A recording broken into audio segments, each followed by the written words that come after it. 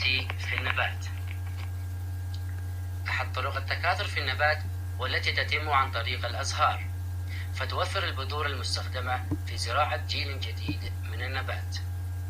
عضو التكاثر في النبات يسمى الزهرة، وهي جزء من الساق تحولت أوراقه لغرض التكاثر. وتتكون الزهرة من الطلع عضو التذكير في الزهرة، ويتكون من المتك والخيط. المتاع عضو التأنيث في الزهرة، ويحتوي على الميسم ثم القلم ثم المبيض. عملية التكاثر في النبات الزهري.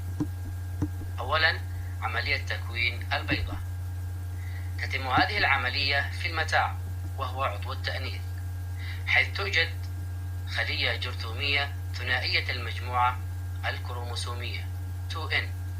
تنقسم هذه الخلية الجرثومية انقساما ميوزيا منصفا لينتج عن هذا الانقسام 4 خلايا أحادية المجموعة الكروموسومية، حيث تتحلل 3 خلايا وتبقى خلية واحدة. تنقسم هذه الخلية وتنمو بسرعة لتكون الكيس الجنيني. ثم تنقسم النواة انقساما متساويا ميتوزيا 3 مرات متتالية لينتج عن هذا الانقسام 8 أنوية، حيث تتجه كل 4 أنوية منها إلى أقطاب الكيس الجنيني. ثم تتحرك نواة من كل قطب إلى منتصف الكيس الجنيني لتكون النواتين القطبيتين، وهما نواة الكيس الجنيني.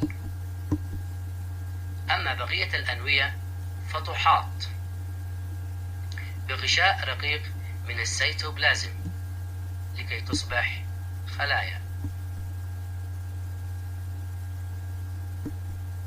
تسمى الخليتين المتواجدتين بالقرب من فتحة النقير بالخليتين المساعدتين.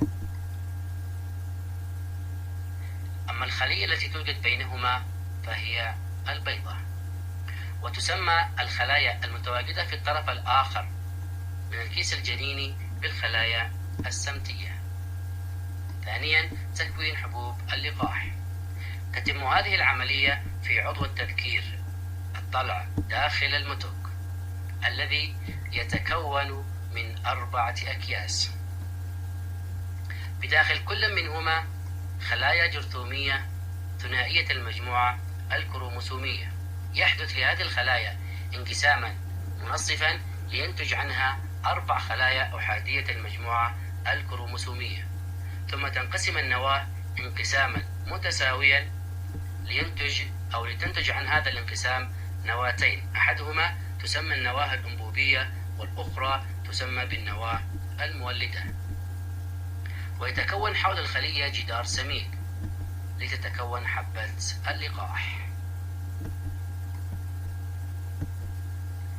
عندما ينضج المتك تنفتح الأكياس ال4 لتخرج منها حبوب